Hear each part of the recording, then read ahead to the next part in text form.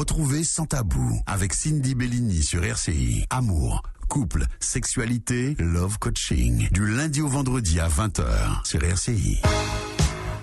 Bienvenue dans Sans Tabou, l'émission où l'on parle de tout ce que l'on n'ose pas dire ailleurs sur les sujets intimes. Sur des questions parfois gênantes, on peut tous dire ici dans Sans Tabou avec nos invités, nos experts et puis bien sûr vous, très chers auditeurs et auditrices. On libère la parole pour mieux informer, soutenir et puis aussi parfois pour rassurer. Sans Tabou, c'est votre espace pour poser vos questions et partager vos histoires en toute confiance, soit en nous appelant au 05 90 96 27 27 ou alors vous pouvez aussi nous écrire sur la ligne WhatsApp au 06 90 11 11 10. Nous nous ferons un plaisir de répondre à vos questions et puis je lirai vos messages bien évidemment. Merci à Philippe Cuirassier à la réalisation technique. Sans Tabou, santé, gynéco, bien-être. On en parle ? Aujourd'hui, jeudi 2 octobre, le rose est à l'honneur partout, sur les vêtements, dans les vitrines, sur les réseaux et puis même dans les médias. Ce ruban rose, devenu symbole mondial de la lutte contre le cancer du sein, nous rappelle l'importance du dépistage, mais aussi la solidarité envers toutes les femmes qui traversent cette épreuve. Mais derrière ce ruban, il y a aussi des vies, des émotions et parfois encore des tabous. Ce soir, donc, nous allons répondre à toutes vos questions. Je vais lire tous vos messages et vous donner la parole en direct. Si vous avez des événements à venir sur le cancer, appelez-nous. On se fera un plaisir de communiquer dessus ce soir. Si vous avez des questions à poser à notre gynécologue, docteur Plokostanila, elle est présente ce soir, donc n'hésitez pas, appelez-nous 05 90 96 27 27. Bonsoir docteur. Bonsoir Cindy. Comment allez-vous? Très bien. Bon. Et ça se voit et ça s'entend aussi. Je suis ravie de vous retrouver. Ça réagit déjà sur notre WhatsApp, docteur. On vous envoie déjà de grands bonsoirs. Les auditeurs vous disent bonsoir sur la ligne WhatsApp. Donc ce soir, nous allons parler du cancer du sein. Et puis c'est vrai que c'est un mot que... Cancer, ce mot, on l'emploie très peu. On a très peur de le prononcer, ce mot cancer. Mais aujourd'hui, on va décrypter un peu, on va essayer de comprendre ce que c'est exactement que le cancer du sein. Pourquoi est-ce que c'est important de faire des dépistages et de la prévention? Et puis aussi, on va s'intéresser aux personnes qui vivent après cette maladie, parce que on en guérit. Et puis, on arrivera à la fin de l'émission. Bien évidemment, les auditeurs feront vivre également cette émission à travers leurs témoignages et leurs messages. Alors, nous allons commencer donc par ce cancer. Qu'est-ce que c'est, docteur, véritablement, le cancer du sein? Alors, le cancer du sein, c'est le cancer le plus fréquent chez les femmes. Il va toucher 33% des patientes. Il faut savoir qu'en fait, au niveau de la glande mammaire, il y a un déséquilibre au niveau de certaines cellules qui vont se multiplier de façon anarchique et créer une tumeur, ce qu'on appelle tumeur ou nodule du sein, soit qui peut rester localisé à la glande mammaire, ou malheureusement, si le diagnostic n'est pas fait dans les formes évoluées, on peut avoir des métastases, c'est-à-dire l'atteinte d'organes, d'autres organes, et les métastases principales du cancer du sein sont le foie, le poumon et l'os. Est-ce qu'on peut être atteint de deux seins quand on a le cancer, ou c'est toujours un seul sein? Alors, le plus souvent, c'est un sein, mais quand on a eu un cancer d'un sein, on peut avoir, quelques années après, un cancer dans l'autre sein, contralatéral. Mais il est exceptionnel d'avoir un cancer dans les deux seins en même temps. Très bien. Et qui est concerné par le cancer du sein? Les profils de personnes à risque, et puis les âges également, docteur? Alors, 80%, il y a l'âge qui joue, puisque 80% des cancers du sein seront chez des femmes de plus de 50 ans. Donc c'est pour ça d'ailleurs qu'on parlera tout à l'heure du dépistage qu'il commence à 50 ans. Il y a d'autres facteurs de risque. Il y a par exemple dans la façon de vivre, l'alcool, le tabac, l'excès de poids est un facteur favorisant. L'antécédent personnel, comme on l'a dit tout à l'heure, si une patiente a déjà eu un cancer du sein d'un côté, elle peut en avoir un deuxième. Les antécédents familiaux de cancer du sein, surtout chez les mères, les tantes et les grands-mères, sont des facteurs de risque. Et il y a une forme un peu particulière avec ce qu'on appelle la prédisposition génétique. C'est-à-dire qu'il y a des familles où il y a deux gènes qui sont concernés, qui sont présents dans ces familles-là, et plusieurs patientes, plusieurs femmes de la famille auront des cancers du sein. Et ça, c'est un petit groupe de patientes à part, et c'est elles qui bénéficieront, on en parlera, je pense, un peu plus tard, de consultations oncogénétiques. Et c'est ce qui explique donc pourquoi est-ce qu'il y a certaines femmes qui développent le cancer du sein, alors que d'autres qui ont les mêmes habitudes, le même style de vie, n'attrapent pas cette maladie? Non, pas effectivement. Il y a des prédispositions génétiques. Alors, on parle beaucoup du dépistage précoce. C'est d'ailleurs pour cela qu'il y a cet octobre rose, pour sensibiliser et pousser à la prévention. Alors, le dépistage précoce, on dit que ça sauve des vies. Est-ce que quand on se fait dépister très tôt, les opérations, les traitements qu'on suit quand on se fait quand on se rend compte que le cancer est déjà bien avancé, c'est le même protocole. Alors, quel est l'intérêt principal, effectivement, du dépistage du cancer du sein? C'est de déceler des anomalies alors qu'on n'a pas encore de signes cliniques de cancer du sein. Donc forcément, quand on a un dépistage précoce, d'ailleurs 60% des cancers du sein, heureusement, sont dépistés de façon précoce, on a 9 chances sur 10 d'arriver à une guérison. Oui. Donc c'est très important de participer à ce dépistage parce que effectivement à ce moment-là les traitements, comme on est très précoce, seront moins lourds, même pour la patiente, et beaucoup moins agressifs. Très bien. Des femmes qui, par exemple, qui savent que dans leur famille il y a des prédispositions au cancer du sein et qui décident de se faire enlever leur sein, c'est faisable ou pas? Alors c'est exceptionnel, sauf dans les prédispositions génétiques effectivement associées à ces gènes. Et d'ailleurs, en plus du cancer du sein, il y a souvent une association à des cancers de l'ovaire. Là, la discussion peut se poser. Très bien. Les femmes qui ont des augmentations mammaires, est-ce qu'elles peuvent également faire la mammographie ou est-ce que c'est déconseillé quand on a des implants? Quand on a des prothèses mammaires, on peut tout à fait faire des mammographies. D'accord. Il y a c'est fait d'une manière particulière ou bien c'est comme toute mammographie? C'est la même technique, sauf que le manip radio en posant les plaques sera un peu plus vigilant du fait de prothèses, mais ce n'est pas une contre-indication. D'accord. Donc on pousse la prothèse pour pouvoir avoir accès. On applique les plaques sur la prothèse. Sur la prothèse. D'accord. Très bien. Donc aucun risque pour que la prothèse soit abîmée. D'accord. Normalement non. Normalement non. Très bien. Ça rassure certaines personnes. Alors, 06 90 11 11 10 pour vos messages WhatsApp, n'hésitez pas. Et je rappelle que les messages, c'est sur la ligne de la radio. Mon téléphone, je le consulte pas. Vous nous écrivez sur la ligne WhatsApp au 11 11 10. Alors, docteur, quand on parle justement du cancer du sein, ça fait peur. De dire le mot cancer, ça effraie, ça fait peur. Pourquoi est-ce que justement, pour le mois d'octobre, ce mois d'octobre rose, on s'intéresse beaucoup plus justement à démystifier en fait ce mot cancer, à le rendre un peu plus doux, on va dire entre guillemets. On pourrait le faire n'importe quand dans l'année, mais on a décidé que ce serait ce mois d'octobre.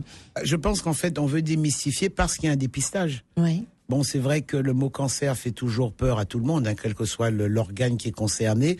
Mais c'est vrai que la particularité du cancer du sein chez la femme, c'est qu'il peut être dépisté tôt, pris en charge tôt, et on arrive à 9 femmes sur 10 qui seront guéries. Donc c'est vrai que c'est important, et c'est vraiment important d'en parler, parce que bon, entre les gens qui disent que faire des radios, des rayons, ça va donner le cancer. Exactement, j'y arrivais. Oui. Tout ça pour bien expliquer. Donc c'est faux, ça. C'est totalement faux. Oui. Effectivement, si dès l'âge de 30 ans, on s'amuse à faire des mammographies tous les 6 mois, oui. Mais dans le cadre du dépistage, commencer à 50 ans tous les 2 ans, il n'y a pas d'augmentation du risque. On a plus de bénéfices à faire des mammographies qu'à ne pas en faire. Très bien.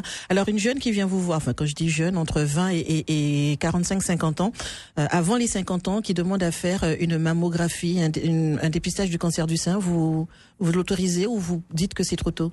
C'est-à-dire qu'en fait, tout dépend. Si à son interrogatoire, elle a des antécédents familiaux de cancer du sein, le dépistage, il est organisé, on dit qu'on le commence à partir de 38 ans.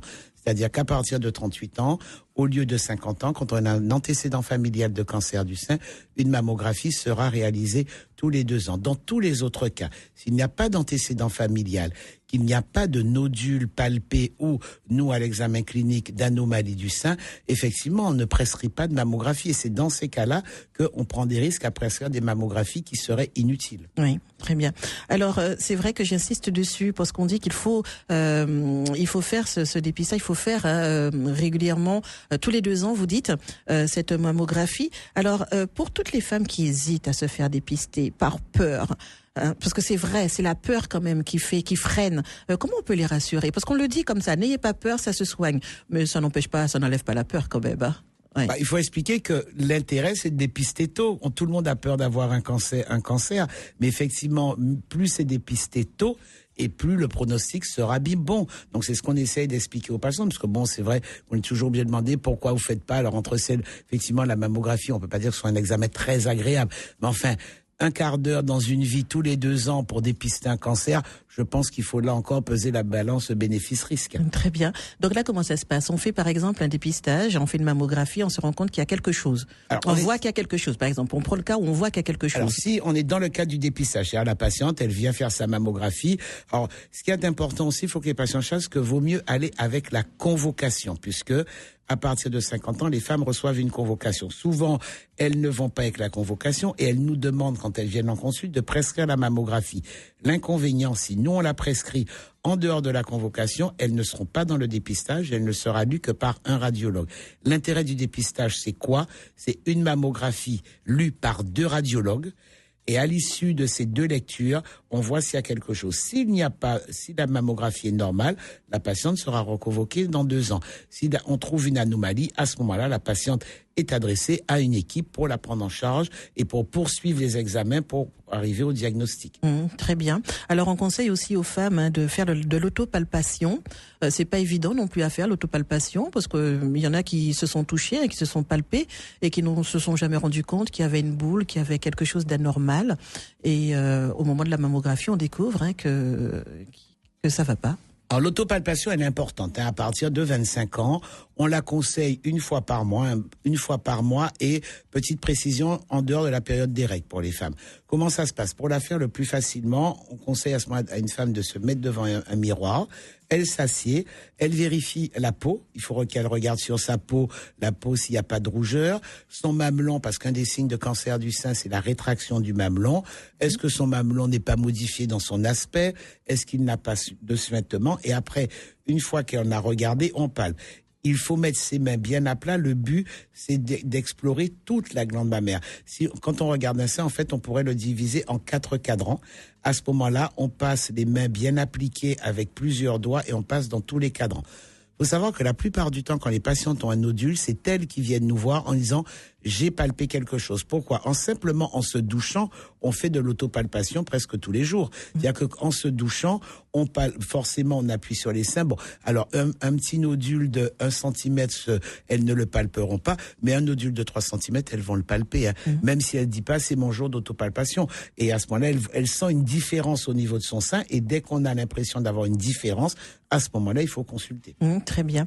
On a un témoignage WhatsApp, une auditrice qui dit que c'est quand son enfant s'est couché sur elle, sur son sein, elle a ressenti une vive douleur. Ça lui a fait tellement mal, elle est allée consulter et là on lui a découvert ce cancer du sein. Ah, c'est possible, ça devait être un nodule quand même assez important. Ouais. Et mais après, quand ça arrive à ce stade, c'est que ça fait déjà un moment que s'il y avait eu la palpation, elle se serait rendue compte qu'il y avait quelque chose d'anormal. Le cancer du sein est rarement douloureux.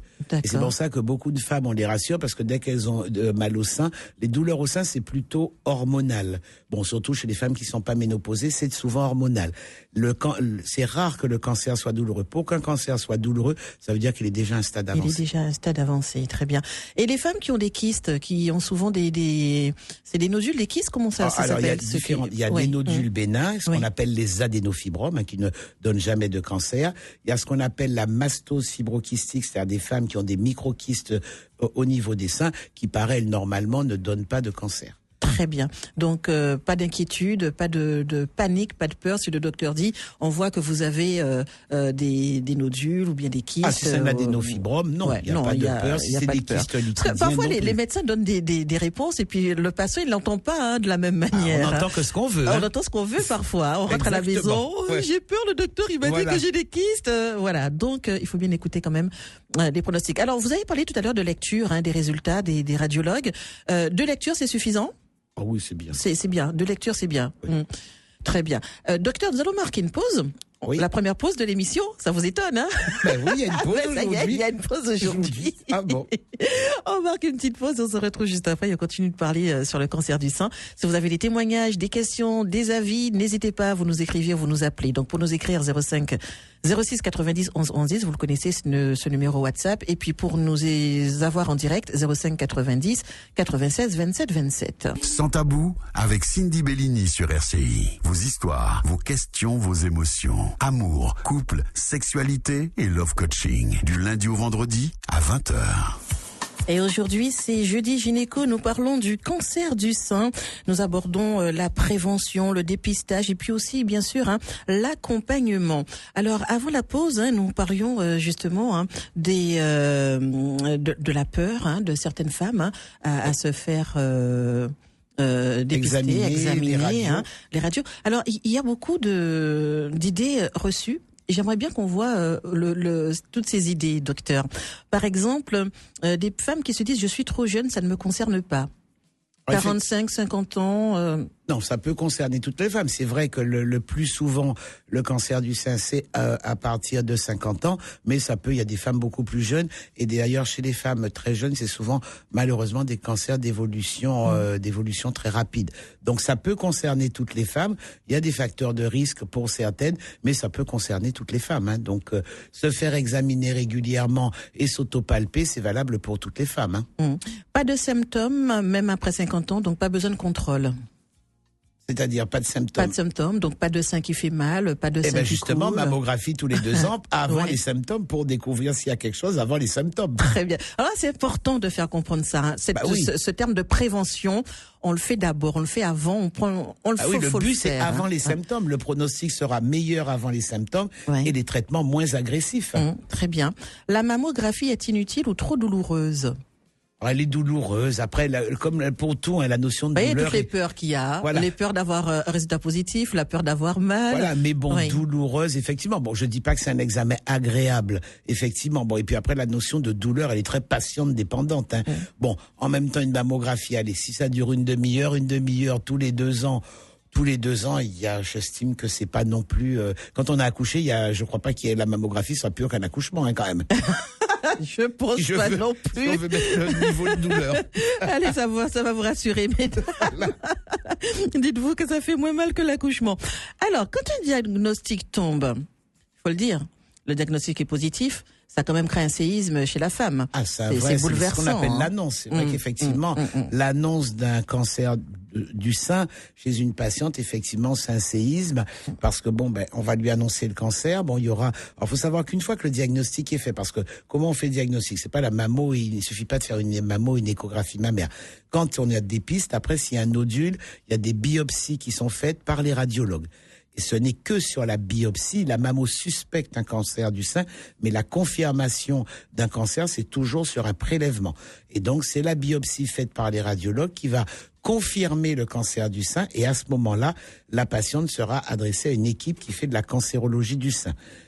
Quand elle est confiée à cette équipe, les dossiers sont toujours discutés dans ce qu'on appelle, nous, des réunions multidisciplinaires. C'est-à-dire, ce n'est pas un chirurgien gynéco qui prend tout seul la décision. Tous les dossiers de cancer sont discutés dans ce qu'on appelle des RCP, où on a à la fois le chirurgien, des chimiothérapeutes, des radiothérapeutes. Il y a toute une équipe multidisciplinaire qui analyse le dossier de la patiente, qui à ce moment-là définira quel protocole de traitement elle aura. Et à ce moment-là, c'est effectivement le gynéco, la plupart du temps, qui va expliquer, ou le cancérologue, à la patiente quel va être le protocole de traitement dans lequel elle va être intégrée. Parce qu'il y a différents protocoles de traitement et ça dépend vraiment de chaque cas de patient. D'accord, donc c'est pas systématique d'avoir une chimiothérapie. C'est pas systématique. Ou une radiothérapie. Voilà, la radiothérapie, elle est quasiment systématique. Oui. La chimiothérapie n'est pas forcément systématique. Ça dépend de l'âge de la patiente. Il y a plein de facteurs qui rentrent en jeu pour définir le protocole thérapeutique d'un cancer du sein. Très bien. Question WhatsApp pour une auditrice qui nous rejoint. Elle demande à quel âge qu'on fait sa première mammographie. La première mammographie, sans antécédent familial, sans prédisposition génétique, s'il n'y a pas de nodule palpé, 50 ans. Très bien. J'aimerais qu'on revienne sur quelque chose qui est important, à mon sens. C'est cette histoire de femmes qui disent qu'en faisant la mammographie, que ça déclenche des cancers. On l'a dit tout à l'heure, mais j'aimerais qu'on rassure encore de nouveau ces femmes qui pensent que le fait de faire une mammographie, ça déclenche un cancer. Alors, faut savoir, le problème, c'est quand on dit quelle mammographie, la mammographie, si on commence ces mammographies à partir de 50 ans dans le dépistage dit organisé, il n'y aura pas de risque de cancer. Effectivement, si depuis l'âge de 25 ans ou de 30 ans, par peur d'avoir un cancer, on a des mammographies tous les ans, oui, il y a un risque. Ah oui. Mais ce n'est pas dans le dépistage. Et c'est pour ça que souvent les patientes, quand on leur dit non à une mammographie parce qu'il n'y a pas d'indication, elles ne sont des fois un peu surprises. Ben non, on ne fait pas de radio pour rien. Très bien. On fait des radios quand on cherche quelque chose. S'il y a une patiente, un nodule, on est obligé de faire la radio pour analyser le nodule. Des fois, on peut même faire qu'une échographie chez les femmes jeunes, mais c'est pas parce qu'on a mal au sein qu'on doit faire des mammographies tous les ans. D'accord. Et souvent, on est amené à refuser aux patientes parce qu'elles comprennent pas qu'en fait, c'est pour leur bien. Ben, c'est important de le dire parce que parfois les patientes elles disent bon j'avais on mal n'a au pas sein, j'ai prescrit. consulté. Oui, voilà. non. On Donc, est là d'accord. on est là justement pour faire des examens à bon escient pour que ces examens ne deviennent pas délétères pour les patientes. Très bien. Nous allons nous tourner vers le standard et accueillir Jean. Bonsoir Jean, bienvenue. Oui, bonsoir. Oui, déjà, je voudrais encourager toutes les femmes qui passent par ce moment difficile d'avoir les cancers du sein. Merci. Et je voudrais poser une question par rapport à cela, c'est-à-dire par rapport, est-ce qu'en général, ce sont les femmes qui ont déjà enfanté, ou bien même si on n'a pas enfanté, qu'on peut avoir le cancer du sein? Alors, je répète parce que le docteur n'a pas bien entendu. Donc, est-ce qu'une femme qui a déjà enfanté ou qui n'a pas encore enfanté peut avoir un cancer du sein? Alors, la question qu'il pose est très bien, c'est-à-dire que comme facteur, le fait de ne pas avoir eu d'enfants ou d'avoir eu des enfants tardivement est un facteur de risque de cancer du sein. Et j'en l'avais pas dit tout à l'heure, mais le fait d'avoir des enfants, c'est des femmes jeunes, ça protège contre le cancer du sein.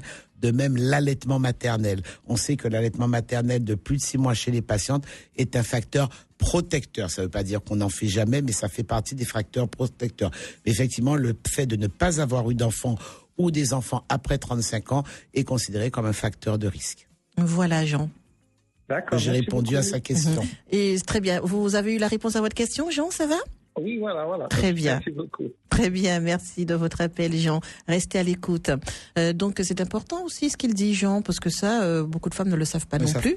Donc, c'est un facteur qui peut engendrer un cancer de ne pas avoir... Qui est un facteur favorisant. C'est-à-dire que c'est pas toutes les Mmh. femmes qui n'ont pas eu d'enfants n'auront pas de cancer, mais dans les histoires de femmes qui ont des cancers du sein, on retrouve le fait qu'elles n'aient pas eu d'enfants, et l'allaitement maternel est un facteur protecteur. Donc bon, ici, les femmes allaitent beaucoup, donc c'est plutôt pas mal. C'est bien de parler justement de l'allaitement maternel, parce que le sein quand même représente un peu la vie. Ah bah oui. Oui, et puis de voir qu'il peut être malade à ce stade. Oui, c'est vrai, pour la femme, c'est un organe qui représente avant tout la vie. Très difficile. Mais bon, malheureusement, comme tous les organes, il peut être atteint de cancer. Alors, le cancer du sein n'est pas une fatalité, docteur? Pas une fatalité si on se fait suivre régulièrement. Effectivement, bon, on arrive à diagnostiquer quand même assez facilement maintenant des cancers du sein. Très bien. Donc ça aussi, c'est rassurant. Donc quand on parle de prévention, ça peut rassurer certaines femmes, les femmes en général, dans le de savoir sein, que c'est vraiment plus capital, on fait des préventions tôt, et puis plus on peut... plus on aura des chances d'être guéri. D'accord. Mais les chances de guérison, elles sont réelles, oui, docteur? tout à fait. Ouais. Sur un cancer précoce, il y a 9 chances sur 10. Alors nous, ce qu'on appelle, on parle de guérison, c'est de survie à 5 ans. C'est-à-dire qu'il faut un recul de 5 ans minimum par rapport au cancer. Quand le diagnostic est précoce, il y a 9 femmes sur 10 qui, à 5 ans, seront là en pleine forme. Bon, la surveillance continuera, mais elles seront guéries, oui. Très bien. Est-ce qu'il y a un suivi, justement, particulier après un diagnostic positif? Alors, une fois qu'on a été opéré, une fois qu'on a été pris en charge, en fonction de la prise en charge, qu'elle soit chirurgicale, radiothérapie, chimiothérapie, il y a aussi l'hormonothérapie. Et maintenant, il y a ce qu'on appelle des thérapies ciblées, qui sont de nouveaux traitements qui, en plus, ont beaucoup amélioré le pronostic. Après la surveillance, de toute façon, la patiente doit être vue tous les 3-4 mois la première année, après tous les 6 mois, jusqu'à 5 ans. Très bien. Et une fois qu'on a atteint les 5 ans, la surveillance, c'est une fois par an. Donc, il faut continuer à se faire surveiller. Oui, c'est important, parce qu'on a un risque de récidive si la patiente, on lui a laissé son sein en place, et il faut toujours surveiller le sein controlatéral, de toute façon. D'accord. Donc, il n'y a pas forcément une ablation du sein quand il y a un cancer? Ah ben non. Oui. C'est-à-dire que les deux types, en matière de chirurgie de cancer du sein, c'est soit en fonction du nodule, on n'enlève que le nodule, c'est ce qu'on appelle des mastectomies partielles, c'est-à-dire que le sein est laissé en place, on n'enlève que le nodule, et sinon c'est ce qu'on appelle la mastectomie, c'est-à-dire qu'on enlève tout le sein. Non, tous les cancers du sein, il y a beaucoup de femmes qui ont eu un cancer du sein et qui ont gardé leur sein. Qui ont leur sein, on n'a enlevé que le nodule. La chose qui est toujours associée au geste chirurgical et qui peut poser problème chez les patientes, c'est qu'on prélève aussi des ganglions. On fait ce qu'on appelle aussi des curages axillaires pour aller vérifier que les ganglions ne soient pas atteints par le cancer. Alors ça, les femmes, maintenant, il y a des techniques qui font qu'on a moins ça, mais les femmes qui avaient eu des curages axillaires, et elles ont ce qu'on appelle le gros bras, c'est-à-dire une espèce d'œdème au niveau du bras qui peut être gênant. Mais c'est le prélèvement des ganglions, dès qu'il y a de la chirurgie, il est systématiquement fait. Très bien. Alors, une question que j'avais déjà posée, mais l'auditrice qui arrive maintenant demande, est-ce que les prothèses mammaires favorisent le cancer du sein? Non. Non. Voilà, la réponse c'est non. Non, comment déconstruire cette idée? Pourquoi est-ce qu'on pense que les prothèses peuvent favoriser le cancer du sein? Le fait d'avoir... Il y a eu des... Alors après, bon, je parle de prothèses posées aux normes, hein. Oui. Tout dépend de ce qu'on pose. Mais normalement, les prothèses qui sont aux normes françaises ne favorisent pas le cancer du sein. La patiente qui a eu des prothèses ou pas, elle aurait eu son cancer du sein de toute façon. Hein. Ah oui, d'accord. Très bien. C'est pas la prothèse qui favorise. Très bien. Alors, quand on est dans ce mois d'octobre, on a l'impression d'entendre tous les témoignages. Beaucoup de femmes témoignent, toutes celles qui s'en sont sorties. On a de très très beaux témoignages. On a l'impression qu'au moins une femme sur deux est touchée en Guadeloupe du cancer du sein. C'est le cas ou pas? C'est un peu moins fréquent, mais c'est fréquent. Mais c'est oui. le cancer le plus fréquent. C'est le cancer le plus fréquent. En fait, c'est celle qui vous donne les témoignages, donc qui ont été atteintes. Il y a toutes celles qui n'ont pas eu, mais c'est le cancer le plus fréquent chez la femme. Alors donc ce cancer du sein, témoignage. J'ai eu un cancer du sein. J'étais déjà guérie. Il est revenu par la suite. Est-ce que c'est un cas fréquent, ça, des Non, c'est pas le plus fréquent, mais on a un risque de récidive sur le même sein ou un risque sur l'autre sein. Oui. Très bien. Alors, il y a des femmes aussi qui disent que quand elles ont le cancer du sein, elles sont remboursées pour une prothèse, mais pas pour l'autre. Ben oui, alors le problème c'est que tout n'est pas remboursé, ça dépend, c'est comme pour celles qui malheureusement après la chimiothérapie ont perdu leurs cheveux, les perruques, c'est pas forcément bien remboursé, justement, il y a quand même des choses on demande pour que les choses soient mieux prises en charge au niveau pour les prothèses, pour les perruques et les choses comme ça, que ce soit mieux pris en charge. Très bien. Alors, détecter tôt le cancer du sein peut être guéri dans 9 cas sur 10. Je le rappelle beaucoup, je le rappelle volontairement, je le répète encore et encore. Alors, le dépistage, c'est une chance à ne pas laisser passer, on va dire. Hein. Ah, tout à fait. Donc, que les femmes comprennent vraiment de ne pas, j'insiste, volontairement. Ah non, mais c'est important. Le mois d'octobre, il est pour ça. C'est pour augmenter le dépistage. Le but, ce serait de dépister le maximum de patientes. Alors, c'est vrai qu'on demande à beaucoup de femmes de se faire dépister. Il y a beaucoup de femmes qui ont plus de 50 ans en Guadeloupe. Et puis là, maintenant, pour les rendez-vous, c'est une autre histoire, docteur. Ah oui, mais bon, oui, c'est vrai que visiblement, il y a quelques soucis pour avoir des rendez-vous, mais on les a. On n'est pas à un mois près non plus, mais il faut le faire. C'est-à-dire, quand on reçoit sa convocation, faut essayer d'avoir fait la mammographie dans les 6 mois. Il n'y a pas non plus urgence s'il n'y a pas de choses palpées, mais il faut l'avoir fait dans les 6 mois. Très bien. Nous allons marquer une nouvelle pause, docteur. Très chers auditeurs, vous avez encore le temps de nous écrire tous vos messages. 06 90 11 11 10. Je vois que vous préférez écrire, mais nous, on aime bien vous entendre de vive voix également. Allez, appelez-nous 05 90 96 27 27. Nous marquons une petite pause. On se retrouve juste après. Nous parlons ce soir du cancer du sein, le comprendre, la prévention, le dépistage. On se dit tout ce soir dans Sans Tabou sur RCI. Chaque soir à 20h sur RCI, Sans Tabou. Avec Cindy Bellini. Amour, couple, sexualité et love coaching. Vos rendez-vous pour tout se dire et mieux se comprendre. Sans tabou, santé, gynéco, bien-être. On en parle ? Et on en parle du cancer du sein avec le docteur Plocoste Anila. Nous parlons du cancer du sein. Donc, on a vu en début d'émission ce que c'est qu'exactement que le cancer du sein.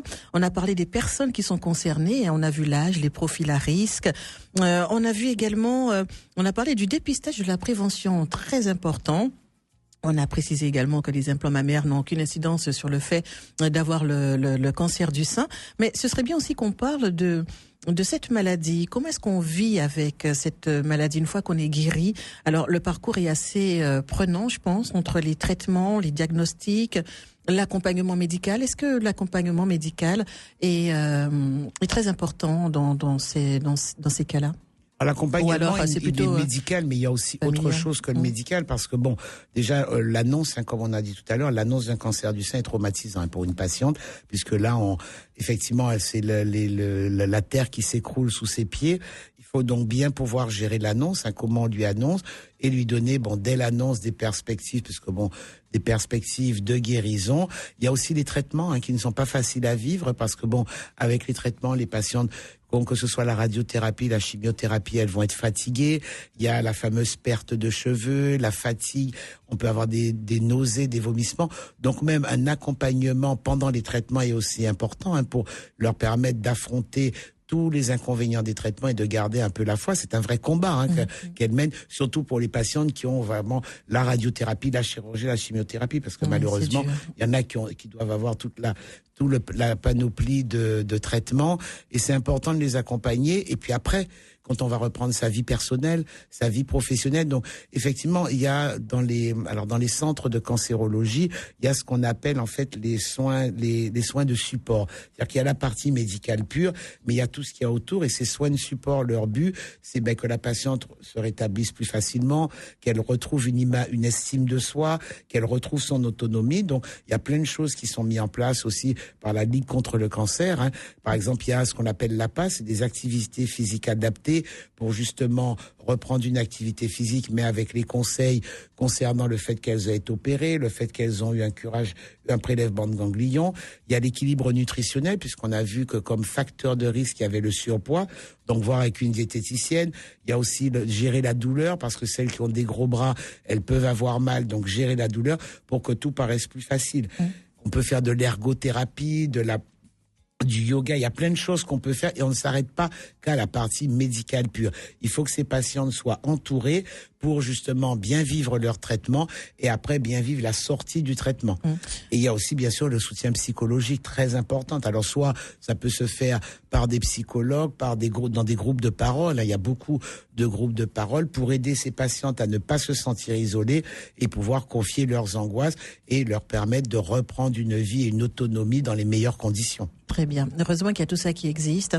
Et puis pour les femmes qui sont atteintes du cancer, c'est important qu'elles le savent aussi. Peut-être qu'il y en a qui ne savent même pas qu'il y a toutes ces choses, ou bien que la Ligue du cancer, systématiquement, elles sont la tout de Ligue suite mises... propose des choses, il y a des ateliers, il y a plein de choses qui en plus sont pris en charge par la sécurité sociale. Dans ce cas-là, sont pris en charge par la sécurité sociale et permettent effectivement, parce que souvent quand on a la radiothérapie, la chimiothérapie, on est en arrêt de travail, donc pour pas s'isoler non plus et pour préparer sa reprise, parce que les femmes qui travaillent, elles reprendront leur activité, et donc c'est important qu'elles soient soutenues. Mais il y a plein de choses qui existent en dehors de l'acte, de la partie purement médicale. Et c'est important que les femmes savent qu'elles peuvent y avoir droit et sans aucun problème. Très bien. Nous allons accueillir Marie au standard. Bonsoir Marie, bienvenue. Bonsoir Cindy. Ça va Marie? Bonsoir docteur. Oui, ça va, et vous? Ça va bien, ça va. J'ai le plaisir de vous écouter. Merci. Je voulais donner juste un petit témoignage ce soir. Avec plaisir. J'avais la femme de mon cousin. Elle a eu un cancer du sein. Mais elle ne voulait pas enlever son sein parce qu'elle disait que c'est les boutons de radio de son mari. On a fini par prendre après elle. Et après, elle s'est fait opérer, tout et tout. Heureusement, elle a accepté et elle a été guérie. Mais je ne sais pas. Il me semble qu'il y a une date. Après plusieurs années qu'on est sûr d'être guérie. Oui, c'est 5 ans. C'est-à-dire qu'on parle de guérison à partir de 5 ans, pas avant pour nous. Mais moi, depuis, j'avais peur d'aller faire les mammo. Depuis à 55 ans, je recevais l'invitation, docteur. Mais comme j'avais entendu que ça faisait très, très, très mal, j'avais peur. Mais à la suite de l'épouse de mon cousin, j'ai pris mon courage. Enfin, une connaissance est venue à la maison. Et elle a vu une invitation à moi qui était en train de traîner sur le balcon.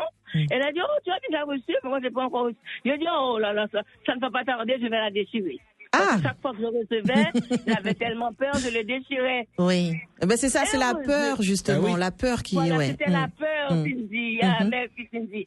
Mais j'ai refusé. Quand elle m'a dit ça, elle a dit non, c'est très important, il faut y aller. Je vais te montrer, tu vas aller tel endroit. Bon, je ne vais pas citer l'endroit, mais la fille était agréable comme toi, Cindy. Merci. La fille m'a préparé. Voilà. Elle m'a dit voilà, ça ne va pas te faire mal, je vais faire ça. Je lui ai dit que je lui ai raconté mes histoires, comment j'ai déchiré, je n'avais pas et tout. Donc, elle m'a préparé d'une manière. Quand elle a fait, je dis, tu as fini déjà?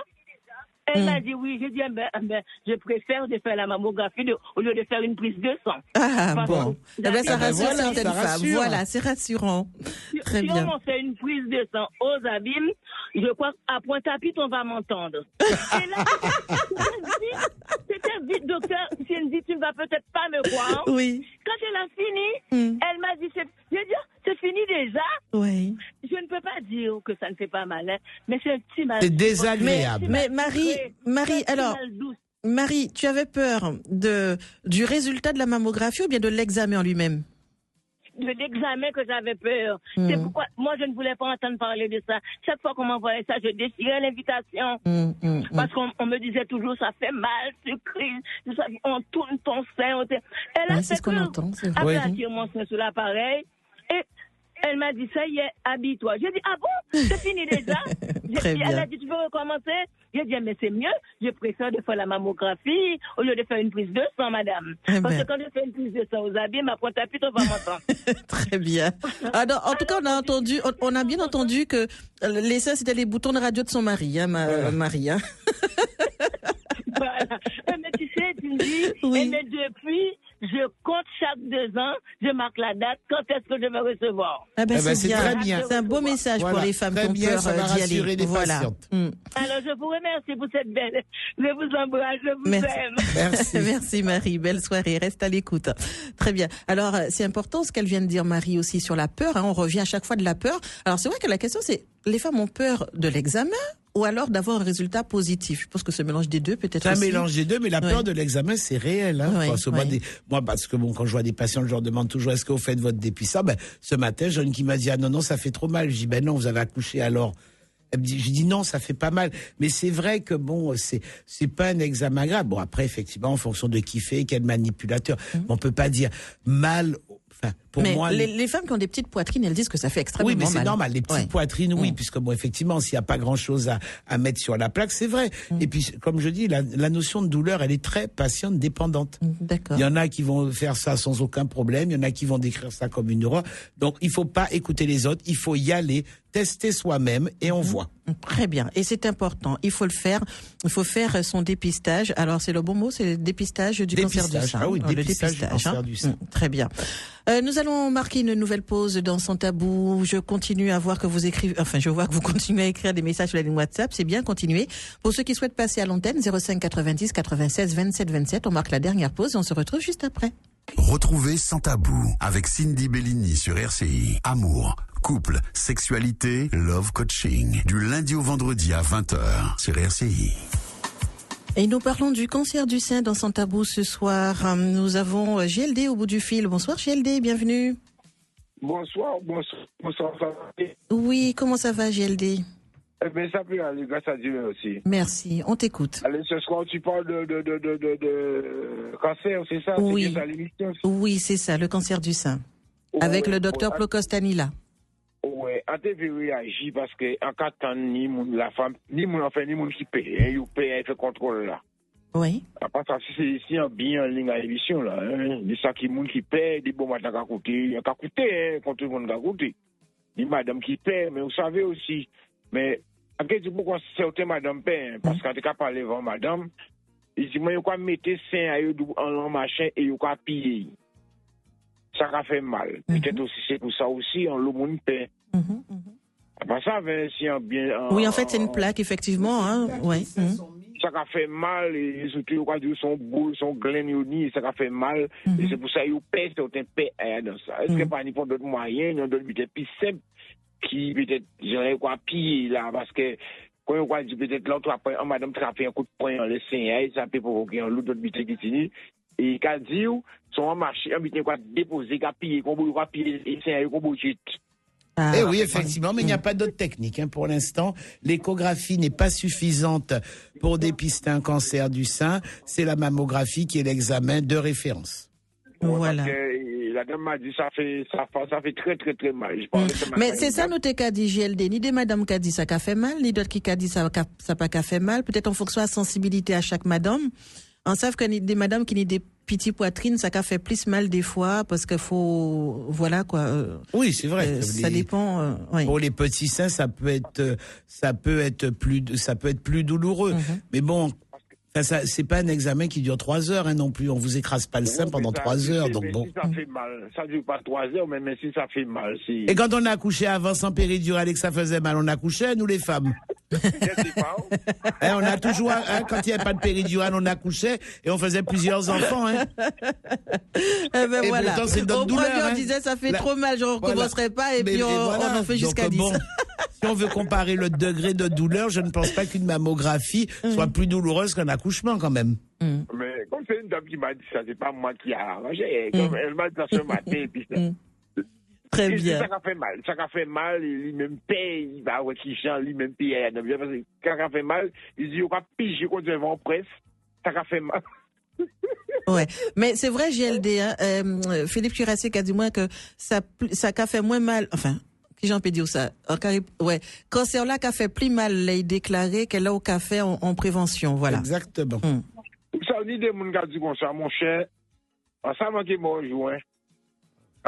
Ouais, mais j'ai le délai ni des moyens d'éviter de mort comme ça, quand même, ni des, yo qu'a dit à présent, 9 cas sur 10 qu'a guéri les en prévention qui fait en amont. Oui, vous savez, allez là, on a vu un gens qui avait des ATP, ça veut dire ça, les gens foutaient pas mal, on a quand ils vont vivre, ça fait belle, ça pas fait. Parce qu'il y a des gens qui imaginent, ils ont pas de médicaments, là, ils sont malades, donc là, quand ils pas boire alcool, là, ils boire médicaments, là, ils disent, mon cher, ça qui fait belle, qui est mort un jour. Qui est mort, mais qui est mort après, pour un mot. Non, l'autre, alors là, il avait maladie, là, il va dire comme ça. Mon cher, ça fait belle. C'est ça, il va dire, moi, pas moi, c'est ça, quand t'as dans le monde, parce qu'il y a des gens qui fonctionnent, qui parlent avec eux. Donc, il y a quand il fait pas boire alcool. Docteur là, c'est qui mon tir. Ouais. Eh ben voilà, JLD. Donc en fait, ça dépend des femmes. Le docteur voulait rajouter quelque chose. Oui. Peut-être vaut mieux faire une mammographie de dépistage qui sera éventuellement désagréable ou douloureuse pendant peu de temps plutôt que malheureusement se retrouver avec un cancer invasif où on va se avoir, parce qu'à un moment donné, bon, même si ça est fait, on se fait soigner, on va avoir de la chimiothérapie, on va être épuisé puisque bon, les séances de chimiothérapie, ça peut durer 3 à 6 mois, on va être fatigué, on va perdre ses cheveux, on aura des complications parce que forcément, il y a certaines femmes qui font des complications à la chimiothérapie. Est-ce que vraiment ça vaut le coup de prendre ce risque-là pour ne pas avoir mal pour une mammographie pendant très peu de temps, tous les 2 ans. C'est pas à dire qu'on demande de faire une mammographie tous les 6 mois ou tous les mois. C'est tous les 2 ans. Donc, une demi-heure de douleur tous les 2 ans pour essayer si on doit avoir un cancer du sein, de le dépister plus précocement. J'ai un petit peu de mal à comprendre qu'on ne le fasse pas. Alors, JLD, mais c'est ça pour dire madame la JLD, d'accord? Oui, vas-y, docteur. Docteur, excuse-moi. Tu m'entends bien là, docteur? Oui, je t'entends bien. Ouais. Et pour les hommes, comment faire pour savoir si on a un cancer? Comment on fait pour les hommes? Alors, il y a des cancers du sein chez l'homme, c'est beaucoup plus rare.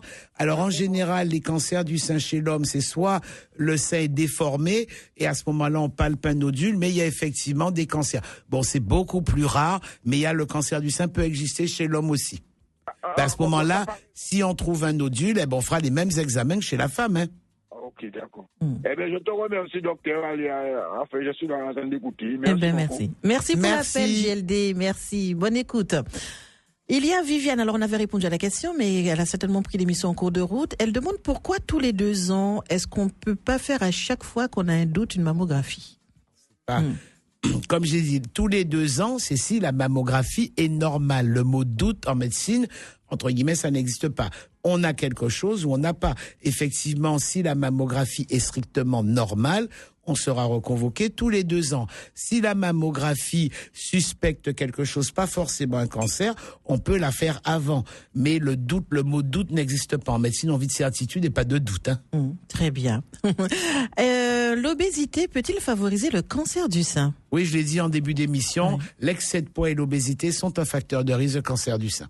Très bien. Est-ce qu'il faut une alimentation particulière, justement? Alors, pas particulière, mais une alimentation équilibrée. Bon, il n'y a pas de produits alimentaires qui favorisent ou qui empêchent le cancer du sein, mais une alimentation équilibrée. Très bien. Alors, on a parlé également de l'auto-palpation tout à l'heure, parce qu'il y a des messages qui reviennent par rapport à ce qu'on s'était déjà dit en début d'émission. Alors, est-ce que le fait de voir que le sein est peut-être plus petit ou plus gros que l'autre, ça peut aussi inquiéter? Alors ça dépend, il y a des asymétries constitutionnelles, c'est-à-dire il y a des jeunes filles, en ce sens, dès qu'on est jeune fille, des fois les seins n'ont pas la même taille. Si c'est brutalement qu'il y a une anomalie, une asymétrie dans la taille des deux seins, c'est différent. Mais il y a des asymétries constitutionnelles où effectivement les deux, la jeune fille, c'est souvent chez les jeunes filles, on le dépiste très tôt, elles n'auront pas la même. Mais ça, c'est pas un facteur de risque de cancer du sein. Très bien. Une auditrice qui dit qu'elle a eu un sein nécrosé et qu'elle s'en est très bien sortie. Voilà.